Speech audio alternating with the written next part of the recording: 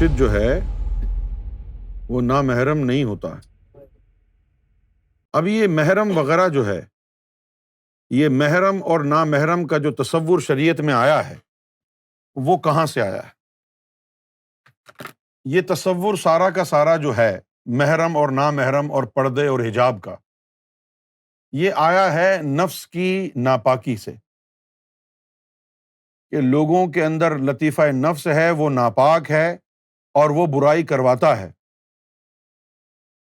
لہٰذا محرم اور نامحرم کا کانسیپٹ شریعت نے متعارف کرایا۔ محرم کون ہے؟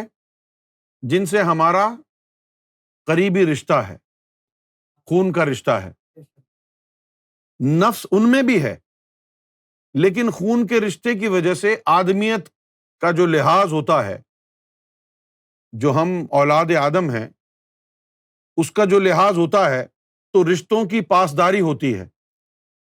اس لیے آدمی گندی نظر سے اپنے رشتوں کو، قریبی رشتوں کو نہیں دیکھتا، جیسے اپنی بہن کے اوپر نظریں نہیں گاڑتا بری رشتے کی وجہ سے، ماں کے اوپر بری نظریں نہیں گاڑتا، صحیح ہے نا، بیٹی پر نظریں بری نہیں گاڑتا۔ آدمیت کا فرق آ گیا، یہاں پر آدمیت کا احترام ہے، حالانکہ نفس ان میں بھی ہے، لیکن شریعت نے رشتے کی وجہ سے، خون کے رشتے کی وجہ سے یہ ایک یعنی اس کو پرمیسیبل کیا ہے، اور جن سے قریبی خونی رشتہ نہیں ہے ان کو غیر محرم قرار دیا ہے۔ کیوں غیر محرم قرار دیا ہے؟ کہ ایک تو یہ کہ رشتہ نہ ہونے کی وجہ سے آدمیت کا لحاظ نہیں ہوگا، دوسرا لطیفہ نفس ہے جو برائی کا امر کرتا ہے، لطیفہ نفس ہے جو برائی کا امر کرتا ہے، لہذا ان سے بچنے کا حکم دیا۔ اب آ جائیے محمد الرسول اللہ صلی اللہ علیہ وسلم پر۔ کیا شریعت کسی عورت کو یہ اجازت دیتی ہے کہ وہ بغیر برقعے، بغیر حجاب کے محمد رسول اللہ کو دیکھ لے؟ آج کا مسلمان کہے گا بالکل بالکل، کیوں نہیں۔ پتہ ہے کیوں کہے گا؟ اس لیے کہ حضور خواب میں آئیں گے نا۔ اگر آج محمد رسول اللہ چلتے پھرتے ہوئے یہاں ہوتے تو آج اس دور میں بھی مسلمانوں کو یہی مسئلہ پیش آتا۔ حضور پاک کے پاس بھی مذہبی عورتیں برقع اوڑھ کے جاتی، حجاب پہن کے جاتی، اور بہت سارے تو مذہبی گھرانے ایسے ہوتے کہ چلے جاتے لیکن حضور کو دیکھتے نہیں کہ غیر محرم ہیں، غیر محرم ہیں۔ لیکن محرم اور غیر محرم کا تصور آیا کہاں سے ہے؟ یہ شریعت کی ایک پروٹیکشن ہے۔ ان کا نفس ناپاک ہے، عورت کو نہ دیکھو، پہلی اتفاقیہ نظر پڑ گئی تو ٹھیک ہے، نظریں جھکا لو۔ کیوں؟ کہ نفس کو جب ٹیمپٹیشنز ملے گی وہ تجھے برائی کا حکم دے گا، اس لیے عورت کو دیکھنا منع کر دیا گیا ہے، اور عورت کو بھی منع کر دیا گیا ہے کہ وہ غیر محرم کے ساتھ اختلاط نہ کرے، عورت کو بھی منع کیا گیا ہے۔ لیکن منع کیوں کیا گیا ہے؟ کہ لوگوں میں نفس ہے وہ برائی کا امر کرتا ہے، اور محمد رسول اللہ کون ہے؟ جو پڑھ پڑھ کے قرآن کی آیتیں لوگوں کے نفوس کو پاک کرتے ہیں، جو قرآن کی آیتیں پڑھ پڑھ کے لوگوں کے نفوس کو پاک کرتے ہیں۔ تو محمد رسول اللہ کے اندر تو طاہر نفس ہے، نبی پاک صلی اللہ علیہ وسلم میں تو پاکیزہ نفس ہے، ان کے نام سے تو ہم پاک ہوتے ہیں۔ سوال یہ پیدا ہوتا ہے کہ کیا محمد الرسول اللہ غیر محرم ہیں کسی مسلمان عورت کے لیے؟ جواب ہے نہیں، کیونکہ کسی عورت کو محمد رسول اللہ سے کوئی خطرہ نہیں، کیونکہ ان کا نفس نہ صرف پاک ہے بلکہ ایسا پاک ہے جو ان کی صحبت میں آ جائے اسے بھی پاک کر دیتے ہیں۔ محمد رسول اللہ کا نفس کیسا پاک ہے کہ جو ان کی صحبت میں آ جائے اسے بھی پاک کر دیتے ہیں۔ اور پھر مرشد کون ہے؟ مرشد وہ کہ جس کے دل میں اللہ کا جلوہ، جس کی آنکھوں نے اللہ کو دیکھا، جس کا نفس پاک، جس کی صحبت میں بیٹھنے والے کا بھی نفس پاک، جس پر اللہ کی انوار و تجلیات کا نزول ہو رہا ہے اور برابر میں بیٹھے ہوئے لوگوں کے گناہ جل رہے ہیں۔ مرشد کامل سے کسی عورت کو کیا خطرہ جو وہ غیر محرم ہو۔ لہذا آپ دیکھیے، تاریخ کے اوراق اٹھا کر دیکھیے کہ ایک چچا نے اپنی بھتیجی کے ساتھ زنا کیا ہے، یہاں تک کہ ایک سگے باپ نے اپنی بیٹی کے ساتھ بھی زنا کر لیا ہے۔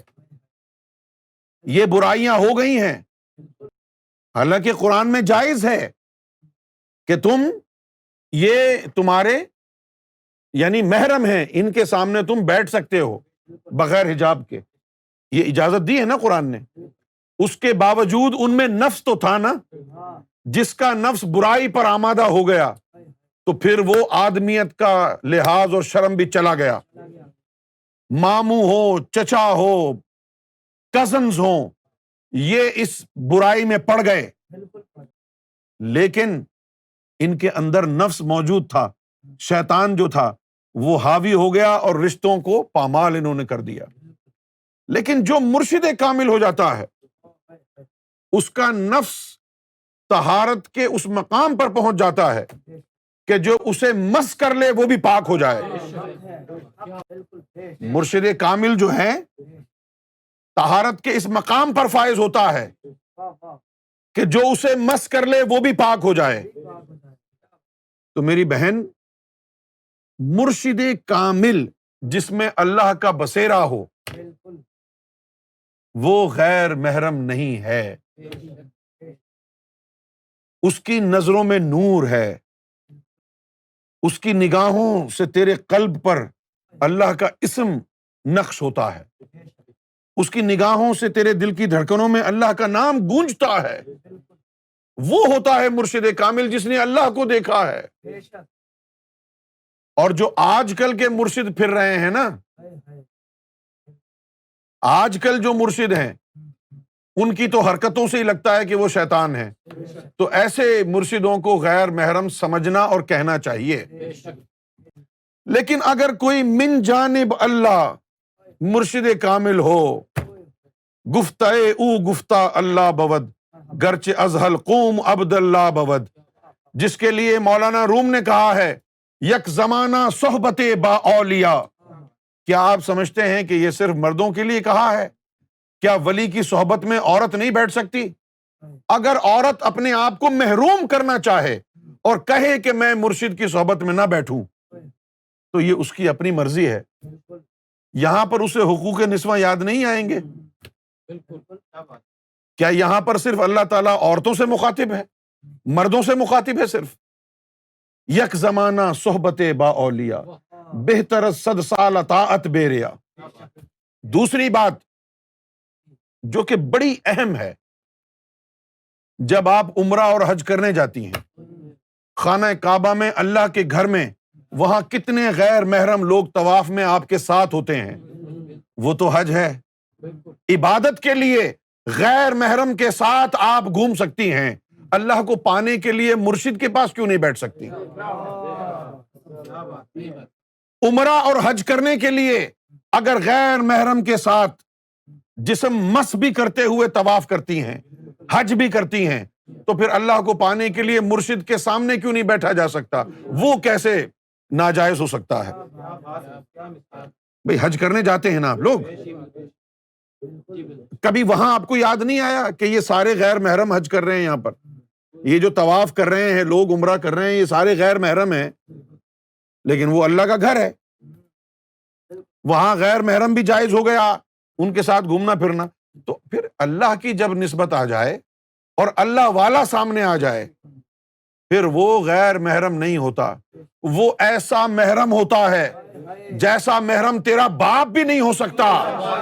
تیرے باپ کے وجود میں تو شیطانیت ہو سکتی ہے، لیکن مرشد کامل میں سوائے اللہ کے کچھ نہیں ہوتا۔ لیکن زمانہ ڈر گیا، سہم گیا۔ کیوں ڈر گیا، سہم گیا؟ کہ سینکڑوں سال سے ہیں ہند کے میخانے بند، اب جو مرشد اور پیر آئے ہیں وہ شیطان صفت آئے ہیں، ہوس پرست، شہوت پرست مرشد ملے ہیں، جنہوں نے عورتوں کی عزتیں برباد کی ہیں، جنہوں نے بچیوں کی عزتیں برباد کی ہیں۔ ایسے لوگ آ گئے ہیں مرشد کا لبادہ اوڑھ کے، ہندوازم میں بھی آ گئے ہیں، مسلمانوں میں بھی آ گئے ہیں، عیسائیوں میں بھی آ گئے ہیں، یہودیوں میں بھی آئے ہوئے ہیں۔ بڑے بڑے پگڑ ہیں، بڑے بڑے خطابات ہیں، شیخ طریقت اور پتہ نہیں کہ شیخ معارفت اور شیخ حقیقت، اور کرتوت یہ ہیں کہ زنا کرتے ہوئے پکڑے جاتے ہیں۔ یہ ان مردود لوگوں کی وجہ سے لوگوں کا رجحان تبدیل ہوا ہے۔ لیکن ایک زمانہ تھا کہ لوگوں کو معلوم تھا کہ اس مرشد کی نگاہ سے تو میں پاک ہوں گا، اس مرشد کی نظر سے تو میرا دل پاک ہوگا، میں کیوں نہ بیٹھوں مرشد کی بارگاہ میں، کیونکہ مرشد روحانی باپ ہوتا ہے۔ اگر جسمانی باپ کے ساتھ عورت بیٹھ سکتی ہے تو روحانی باپ کے ساتھ کیوں نہیں بیٹھ سکتی؟ مرشد روحانی باپ ہوتا ہے، یہ رکھیں ذہن میں، مرشد روحانی باپ ہوتا ہے، مرشد روحانی باپ ہوتا ہے۔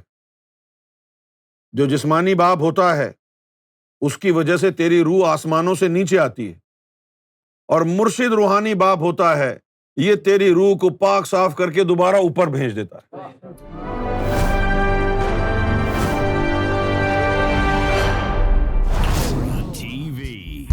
Bringing light, love, and peace in your life.